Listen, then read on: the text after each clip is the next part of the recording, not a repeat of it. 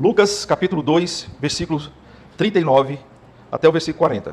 O desenvolvimento de Jesus, o nascimento de Jesus e o ministério de Jesus, de acordo com a palavra de Deus, tem alguns lapsos temporais. Existem algumas omissões que nos deixa no escuro, sem saber como que ele se desenvolveu. Por exemplo, quando nós lemos aqui do capítulo 2, versículo 39 e versículo 40, depois de terem cumprido a lei do Senhor, de terem obedecido a lei do Senhor. Na narrativa anterior, no contexto anterior, nós temos o anúncio do nascimento de Jesus Cristo pelo anjo Gabriel a Maria. Nós temos, antes disso, o anúncio do seu predecessor, João, para o seu pai Zacarias e a sua mãe Isabel. Nós temos depois o próprio nascimento de Jesus Cristo, também aqui nesse contexto anterior. E aqui, os pais que foram levar Jesus Cristo no tempo certo para oferecer a sua oferta do primogênito, de consagração do primogênito. Porque era lei em Israel que todo primogênito deveria ser consagrado no templo do Senhor. E ele ficaria lá, servindo a Deus. Ou então, ele seria resgatado mediante uma oferta. O que José e Maria fizeram, oferecendo as pombinhas ali, conforme a lei de Moisés tinha identificado. Assim, nós temos agora um período que Jesus Cristo ele fica um pouco obscuro, no sentido da palavra aqui, da Bíblia. Nós não temos o que aconteceu com esse menino na sua primeira infância, como que ele se desenvolveu, como que ele aprendeu a andar, como que ele aprendeu a falar, como que ele aprendeu a discernir as coisas. Não temos nada relatado nas Sagradas Escrituras, enquanto outros personagens nós temos. Nós temos aqui simplesmente a indicação que ele crescia, se fortalecia e se enchia de sabedoria e estava diante da graça de Deus. Daí, o próximo versículo, olha só, como que nós temos os lapsos temporais. O próximo versículo já apresenta Jesus com 12 anos.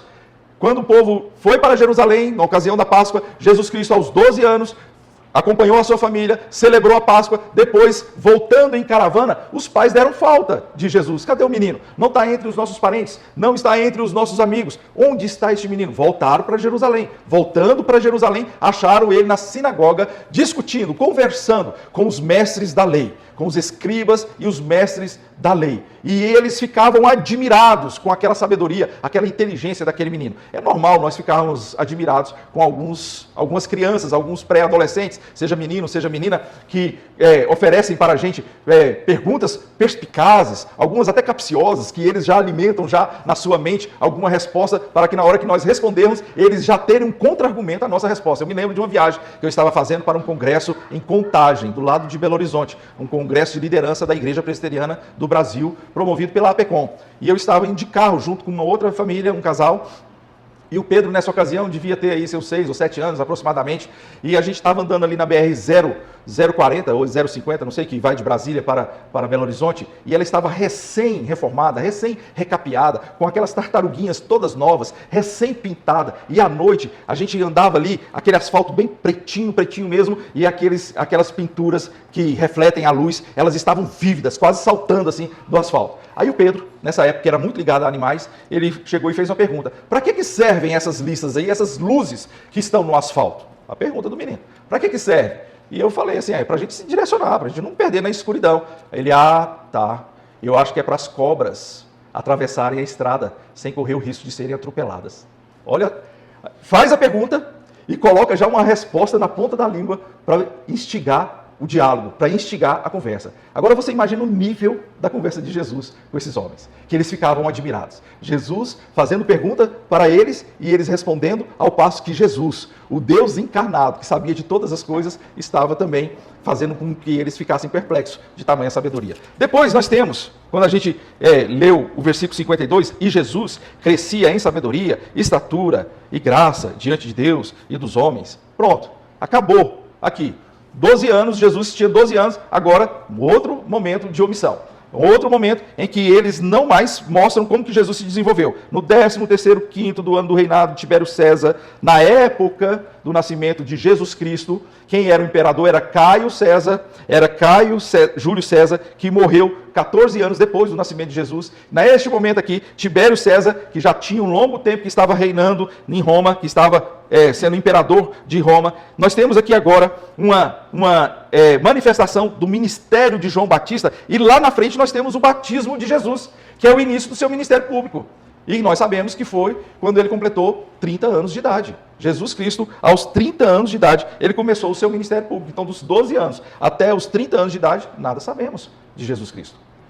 Mas ele crescia, ele se fortalecia, ele se enchia de graça e de sabedoria do Senhor. Para ser o nosso Redentor, para nascer em nossos corações, para nos transportar do império das trevas para o reino do seu amor, para fazer com que o pecado não tivesse mais poder sobre nossas vidas e pudéssemos agora atender à atração do Espírito Santo, que antes estávamos inclinados somente para a carne, mas agora nos inclinamos para o Espírito que dá para a vida. Esse é o nosso Deus. Porém, do ponto de vista humano, Jesus Cristo ele se fortaleceu.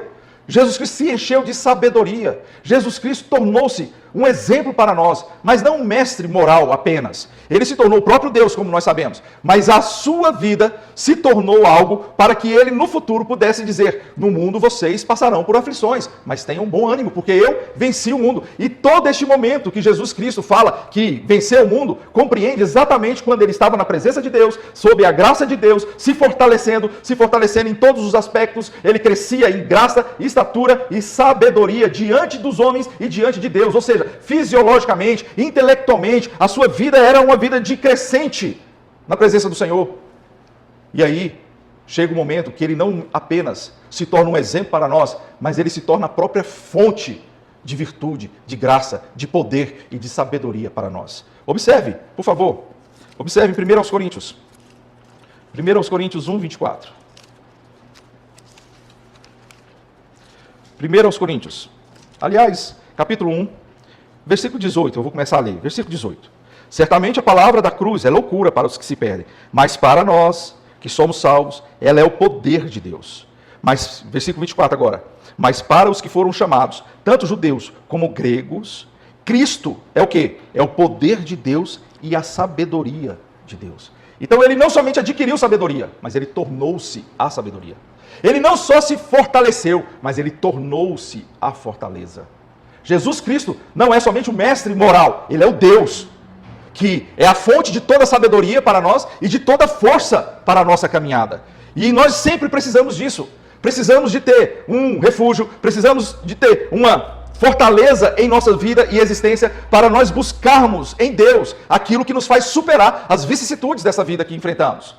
Sabe, queridos, o Senhor, ele sabe que temos a necessidade por segurança e direção, ou seja, de estarmos em uma fortaleza bem seguros e de termos sabedoria para tomarmos as nossas decisões no dia a dia. E é sobre isso, sobre Jesus Cristo sendo fortaleza e sabedoria para nós, que eu quero ministrar nessa noite. Eu quero convidar você a pensar na sua vida, nas necessidades que você tem de ter Jesus como fortaleza, como a fonte de poder e força para você enfrentar a sua vida, e ter Jesus como a fonte de sabedoria. Ele não é somente o sábio que nos orienta como nós andamos aqui nessa vida, mas ele é a própria sabedoria, a sabedoria que vem do alto. No capítulo 18 do livro dos Salmos, diz assim no versículo 2, o Senhor é a minha rocha, a minha fortaleza e o meu libertador. O Senhor é a minha rocha, a minha fortaleza e o meu libertador. E para que serve uma fortaleza?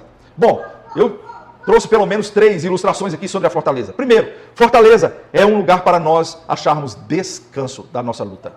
Fortaleza é um lugar onde nós achamos descanso. Jesus Cristo, sendo a nossa fortaleza, é aquele a quem nós recorremos quando nós estamos cansados, sobrecarregados. Aliás, foi isso mesmo que ele disse em Mateus capítulo 11, versículo 28. Venham a mim todos vocês que estão cansados e sobrecarregados, porque eu vou aliviar vocês. O jugo de Jesus Cristo é um jugo leve. É um jugo manso, é um jugo suave. Jugo, nós sabemos, é aquela vara que fica sobre o dorso de 2 bois para tracionar um carro. E para aquela vara não ficar para lá e para cá escorregando e correndo o risco do boi sair, ele vem 2 forquilhas que prende ali no seu pescoço. E aquilo ali começa a machucar os animais, começa a machucar, trazendo cansaço, esgotamento, e às vezes eles não resistem mais e se prostram diante de tamanho cansaço. Agora imagine você, Jesus falando assim, o meu jugo é suave. Ele está dizendo o seguinte, ele está dizendo, olha, assim como vocês percebem o jugo sobre os bois, quando ele está muito cansado, quando a carroça está muito pesada, quando o carro está muito sobrecarregado, e eles ficam padecendo, se esforçando, e muitas vezes inutilmente, porque não conseguem sequer sair, ou então quando vem um dono mau, um dono que usa esses bois, não na verdade como instrumentos de trabalho, para arar a terra, para semear, para colher, para carregar coisas para lá e para cá, mas usam de uma maneira hostil, de uma maneira maldosa, de uma maneira maligna até, esses donos maus, esses tutores nos dias de hoje, esses tutores maus, eles sobrecarregam aqueles animais ao ponto de eles se prostrarem. Assim somos nós neste mundo.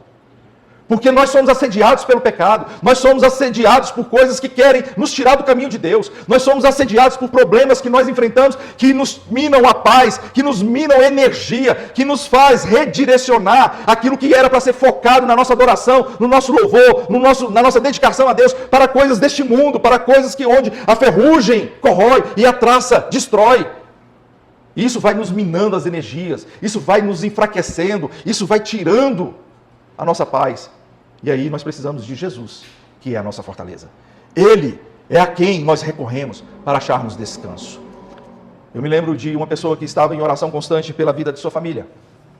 E ela orava muito, se dedicava muito, fazia longos períodos de jejum. Chegou um momento que a sua saúde ficou fragilizada. Chegou um momento que ela não via mais condições da família, que ela lutava por reconciliação entre irmãos que viviam em pé de guerra e que muitos nem sequer falavam uns com os outros. Era uma família extensa. E essa pessoa, ela começou a orar, a se dedicar, a jejuar, mas foi enfraquecendo. Foi enfraquecendo. Então ela fez uma seguinte oração. Ela falou: Senhor Jesus, eu não dou mais conta. Senhor Jesus, eu preciso de um alívio para a minha alma. Senhor Jesus, eu estou fraquíssima. Senhor Jesus, eu quero descansar nos teus braços. Pronto. E ela descansou.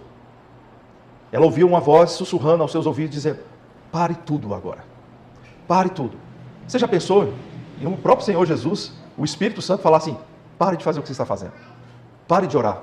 Eu me lembro do meu professor, Ricardo Barbosa, escritor de vários livros, presidente da Associação Latino-Americana de Teologia, colunista da revista Ultimato, uma revista cristã. Ele foi meu professor lá no seminário. E ele dizendo que um dia ele estava aconselhando no gabinete e a pessoa estava extenuada de tanta luta, e ele disse assim: você tem orado? Aí ela: é o que eu mais faço, pastor, é orar. Ele: então vamos fazer uma oração aqui agora. E ele pediu para ela orar. E ele ficou atento à oração daquela pessoa. E ao final ele falou assim: eu quero que você pare imediatamente de orar. Parece o que o Espírito Santo falou àquela senhora: pare de orar. Descanse nas promessas de Deus. Descanse em Jesus Cristo, que é fortaleza. Ele é o Senhor que anda sobre as águas. Ele é o Senhor que tem poder para dar basta a tempestades em nossas vidas. Os discípulos ficaram perplexos. Quem é este que dá ordem às águas e aos ventos e eles submetem a ele? Quem é este? Este é Jesus, poderoso, Senhor dos senhores, que ressuscitou, que venceu a morte e que nos dá descanso para nós sabermos que ele entrará com providência em nossas vidas. Descanse em Jesus. Ele é a sua fortaleza. Mas a fortaleza, ela serve também para a provisão. Em Filipenses capítulo 4, versículo 19, diz assim: meu Deus suprirá todas as necessidades.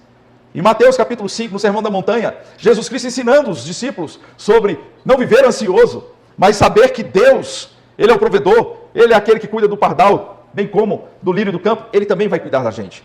E quando nós vamos para a fortaleza, um guerreiro na batalha, ele desgasta a sua espada. Um guerreiro na batalha, muitas vezes fica sem flechas em sua aljava. Um guerreiro em sua batalha desgasta suas próprias roupas, e em especial as suas sandálias, para que ele possa lutar com firmeza e correr com agilidade. Mas chega um momento em que tudo isso está desgastado. Ele precisa retornar ao quartel-general, à fortaleza, para ser recomposto, para ter provisão. Um guerreiro na batalha muitas vezes fica tempos e tempos sem se alimentar adequadamente, e aquilo ele começa a enfraquecer. Eu lembro um dia desses que eu estava vendo a Taylor Swift, não assistindo seus shows, não ouvindo as suas músicas, mas vendo uma reportagem sobre ela. E a reportagem mostrou duas fotos, uma no início da turnê e uma no final da turnê. No início da turnê, ela corada, rechuchuda, né, com a roupa apertadinha. No final da turnê, estava só o couro e o osso da bichinha. Estava cansada, estava cadavérica. Agora imagine isso. Isso num tempo em que a pessoa tem a facilidade de transporte, num tempo em que a pessoa tem várias outras servindo, num tempo que ela tem um nutricionista que certamente acompanha e que cuida da alimentação dela, e mesmo assim ela ficou desgastada. Naquela época, um guerreiro que ficava muito tempo na batalha, ele ficava só o couro e o osso, ele precisava voltar para a fortaleza, a fim de receber provisão para a sua vida. Ei, olha aqui para mim.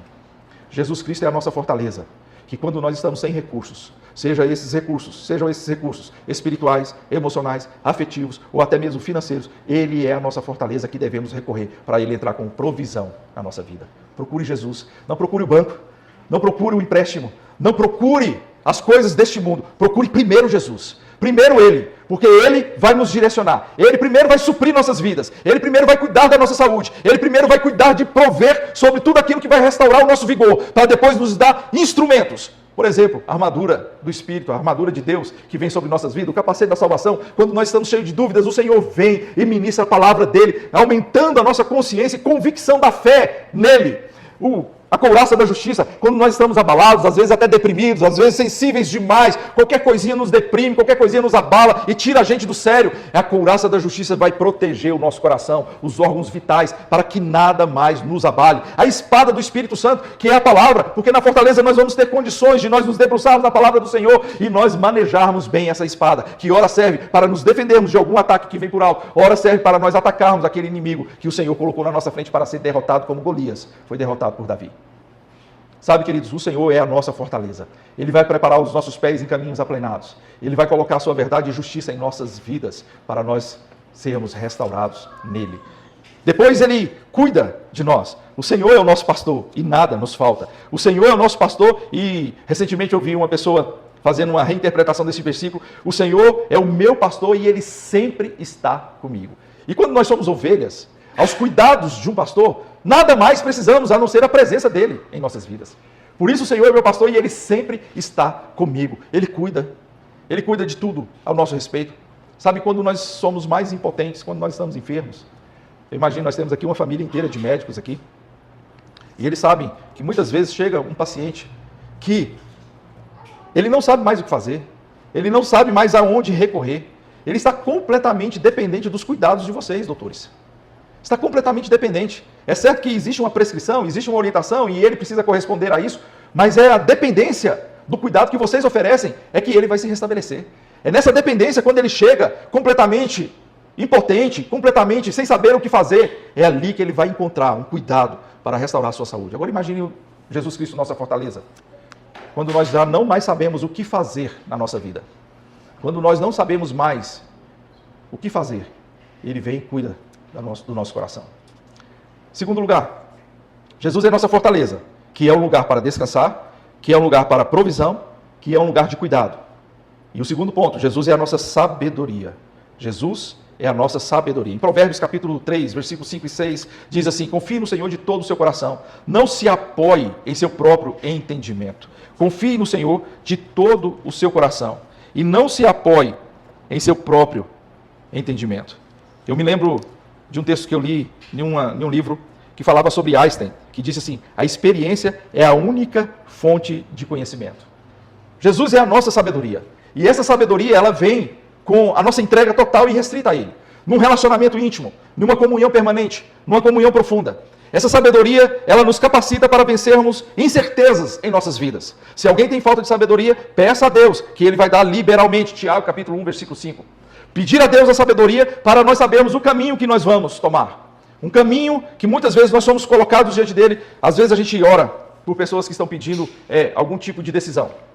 E o maior desafio é nós discernirmos portas que nos são abertas neste caminho de oração. Porque às vezes a pessoa está pedindo por um emprego. E aí de repente chega uma proposta aqui e uma proposta acolá. Qual agora aceitar?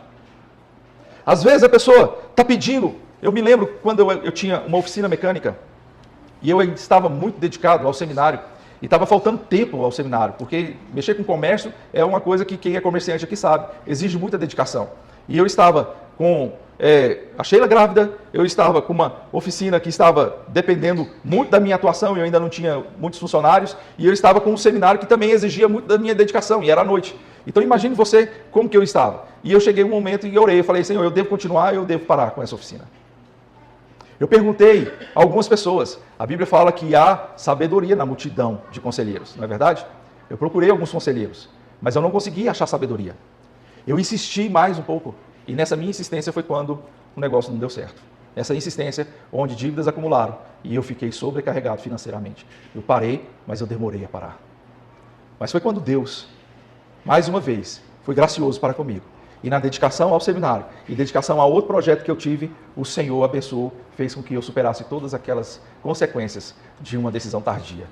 Nós precisamos recorrer ao Senhor em primeiro lugar. Qual foi o meu erro naquela época? Naquela época eu procurei os especialistas. Naquela época eu procurei a multidão de conselheiros. Em primeiro lugar, nós precisamos recorrer ao Senhor.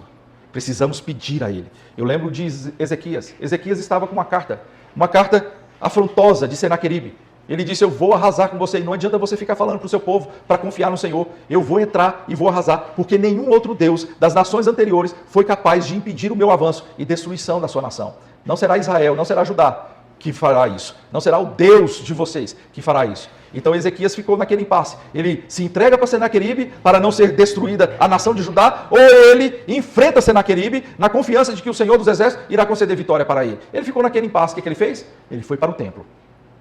Ele foi para o templo, rasgou as suas vestes, levantou a carta e orou ao Senhor. Senhor, aqui está a afronta de Senaqueribe. O Senhor foi afrontado. Ele está dizendo que o Senhor é incapaz de proteger o seu povo. O que eu faço agora? Veio o profeta Isaías, entrou no templo, viu Ezequias orando e disse, pelo Espírito Santo, Ezequias, dê um passo para trás. Você não vai nem sequer se entregar para Senaqueribe e nem vai precisar lutar, porque essa luta é minha. Eu vou lutar por vocês. É a sabedoria. Quando nós nos debruçamos diante do Senhor, buscando por sabedoria para as nossas decisões. E nós vencermos incertezas em nossas vidas. Mas a sabedoria também serve para confirmar as nossas certezas. Jesus Cristo disse em João capítulo 14, versículo 6, que Ele é o caminho, a verdade e a vida. A verdade e a vida. Ele é o caminho, a verdade e a vida. E muitas vezes nós estamos sem a habilidade de andarmos nas convicções que o Senhor tem em nossas vidas. Eu lembro de Tiago Brunet agora neste momento. Ele escreveu um texto dizendo o código da sabedoria. E ele disse que aprendizado é diferente de experiência. Que a verdadeira sabedoria é aquilo que une tanto o aprendizado quanto a experiência. Ele fez uma pergunta para a sua plateia, ele narrando que se tinha alguém naquele lugar que não sabia ainda andar de bicicleta. Aí uma senhora levantou a mão e disse, eu não sei. Ele então falou, é fácil, eu vou te ensinar agora.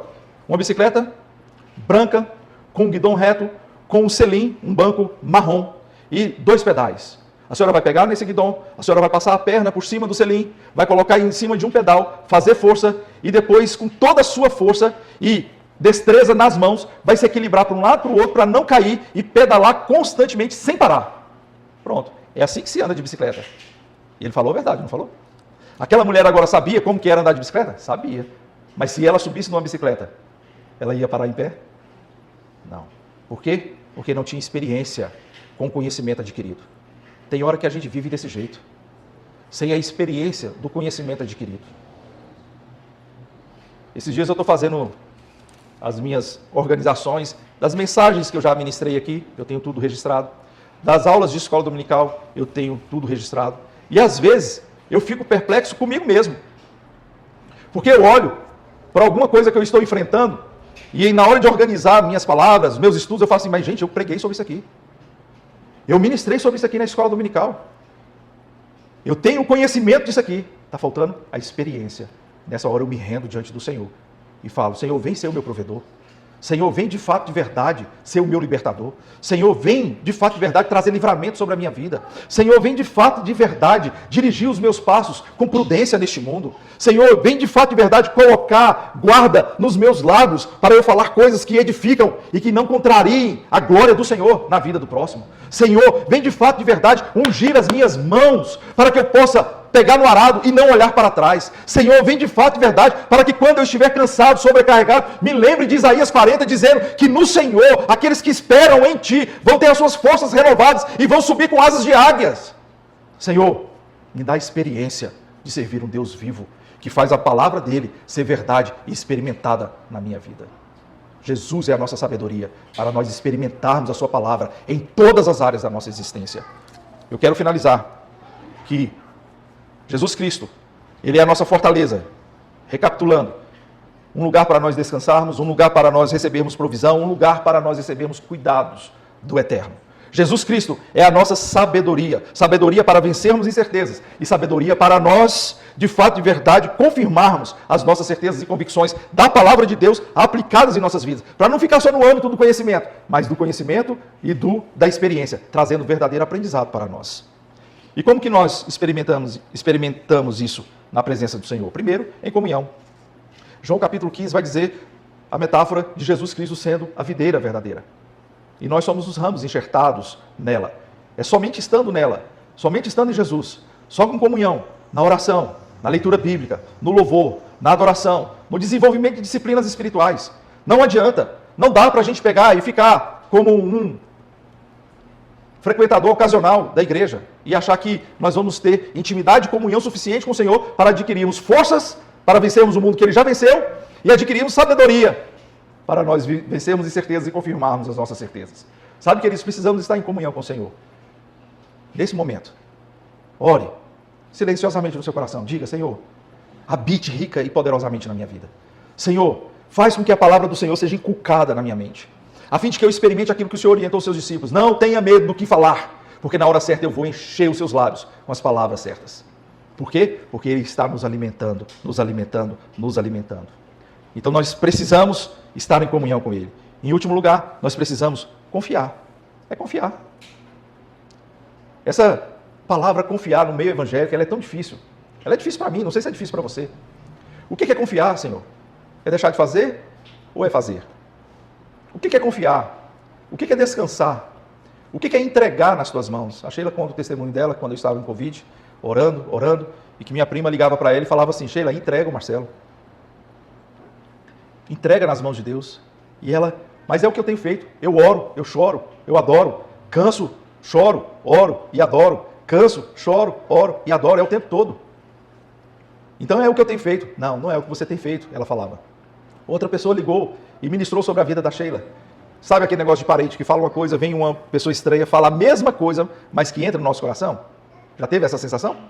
Eu canso de falar. É a mesma coisa também com o pastor. O pastor prega o ano todinho aqui. Aí vem um pastor convidado aqui e fala a mesma coisa que o pastor pregou o ano todinho. Aí todo mundo fala assim: que mensagem maravilhosa. Acontece a mesma coisa. Então, essa outra pessoa veio e falou: mas por que não era a nossa prima? Então, foi uma ministração diferente. Obviamente que de um jeito diferente também. E naquele momento ela descobriu que a oração dela não era, na verdade, uma oração de entrega. Era uma oração que ela ainda estava retendo a minha vida para ela. E não confiando completamente que Deus iria cuidar. Que Deus iria fazer eu superar aquele coma que eu estava induzido. Que Deus ia levantar o esposo dela do leito de enfermidade. E ela disse naquele momento, numa ministração, falou: eu entrego, Senhor. Eu entrego o Marcelo em tuas mãos. Naquela madrugada, o Espírito Santo de Deus tocou no coração da minha mãe, no meio da madrugada, e disse: levanta, ora e entrega o seu filho. E ela, chorando, levantou, orou e entregou o filho dela nas mãos de Deus. Naquela mesma madrugada, duas irmãs da igreja que eu pastoreava, na época, elas levantaram também de madrugada. E o Espírito Santo pegou e falou assim: levanta, ora e entrega o pastor Marcelo nas minhas mãos. E elas, representando a igreja, levantaram, oraram e entregaram. Aquele momento ali foi um momento decisivo. No meu gráfico dos dias que eu estava no hospital lá, vinha só subindo. Tem um índice lá que é um índice que mede inflamação e, por exemplo, o índice de dedímero, quem da área de saúde aí, essa expressão se tornou muito conhecida na época do Covid, né? Porque era um índice que alertava sobre os riscos de trombose, por exemplo, né? Então tinha um índice lá que, vamos lá, eu vou colocar aqui o que eu me lembro, que é aceitável, 400. O meu estava 17 mil. Estava lá no alto, 17 mil. Mas depois de um dia, começou a baixar. Eu saí do hospital, ainda estava 800 ainda. Demorou mais algum tempo para pegar e baixar esse índice. Mas o fato é que foi um dia que marcou. Um dia que marcou. E aí o gráfico ele é assim, uma pirâmide. E nesse dia aqui, foi o dia que a Sheila entregou, o dia que a minha mãe entregou, o dia que a igreja entregou o pastor Marcelo nas mãos de Deus para o seu cuidado. O gráfico ficou desse jeito.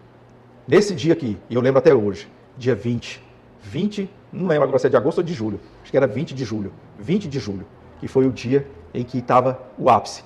Foi o dia que o Senhor me recebeu em suas mãos. Ah, queridos, confie. Ele é a sua fortaleza. Ele tem sabedoria para nos entregar. Confie. Confie no Senhor. Em Provérbios vai dizer, aquele que confia no Senhor, esse é feliz. Nós não sabemos. Enquanto você tiver que tomar decisões entre fazer e não fazer, confie no Senhor, busque sabedoria, porque Ele vai orientar. E quando você não tiver mais forças, entre na presença do Senhor e descanse, porque Ele é a nossa fortaleza. Quando você não tiver mais recursos algum, seja espiritual ou natural, entre na presença do Senhor, Ele é a nossa fortaleza que entra com provisão em nossas vidas. O Senhor, Jesus Cristo, que nasceu, Ele é a nossa fortaleza, Ele é a nossa sabedoria. Confie no Eterno, confie no Senhor. Baixe sua cabeça, por favor. Eu quero pedir que você fique em pé, em nome de Jesus. Já estou encerrando a mensagem, mas eu gostaria que você, com a cabeça baixa, olhos fechados, agora, neste momento.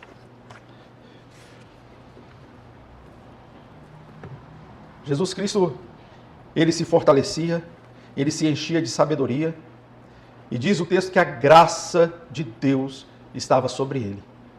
Quando Ele fazia isso, a graça de Deus estava sobre Ele. Lucas capítulo 2, versículo 40. A graça de Deus está sobre aquele que é fortalecido em Jesus e que tem nele a sabedoria para este mundo. A graça de Deus vem sobre nós quando nós confiamos e estamos enxertados nessa videira verdadeira. É a graça de Deus que nos enche. É a graça de Deus que transborda o nosso ser com amor, com misericórdia, com capacitação do Espírito Santo.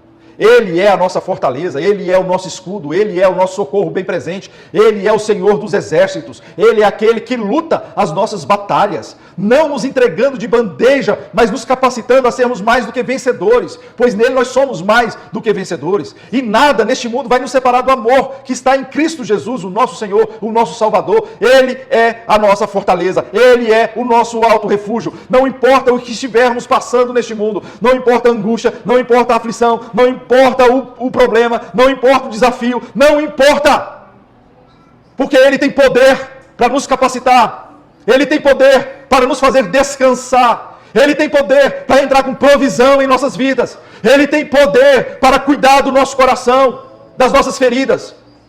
Ele é a nossa fortaleza, é Jesus Cristo, o vencedor, o Rei dos Reis. Quando Ele nasceu e viveu entre nós, Ele veio como Cordeiro de Deus que tira o pecado do mundo. Aleluia!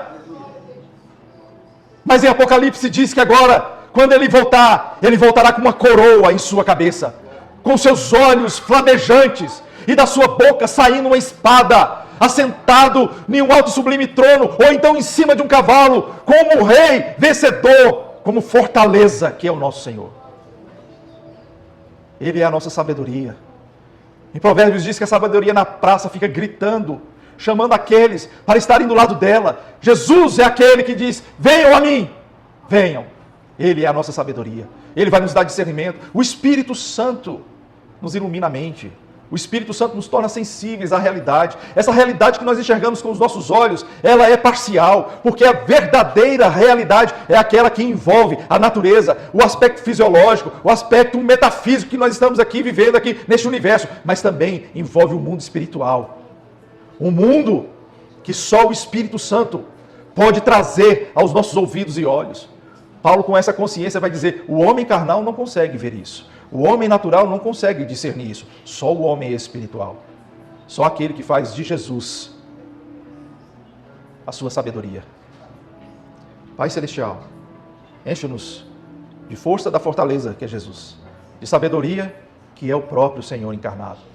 Ó Pai, em nome de Jesus, que o Senhor nos dê condições, ó Deus, de superarmos as nossas próprias mazelas e os enfrentamentos, sermos mais do que vencedores em Teu nome. Que o Senhor nos dê sabedoria e discernimento, para nós não somente conhecermos a Tua vontade, que é boa, perfeita e agradável, mas Romanos, capítulo 12, versículo 2, vai falar para nós experimentarmos a Tua vontade boa, perfeita e agradável. Que venhamos experimentar isso na nossa caminhada, nessa experiência de vida, percebendo portas abertas e entrando por elas, sabendo que foi aquele que tem as chaves de Davi, que abriu para nós. Vivendo, ó Pai Celestial, na proteção do guarda de Israel, que não dorme e nem vacila, mas que protege e que nos coloca na fortaleza que o socorro bem presente é Ele, que nos envolve com a sua mão forte e poderosa. Deus, faça assim em nossas vidas, eu te peço, e que hoje saiamos daqui renovados no Espírito, saiamos daqui confiantes na Tua graça, saiamos daqui envolvidos pelo Senhor,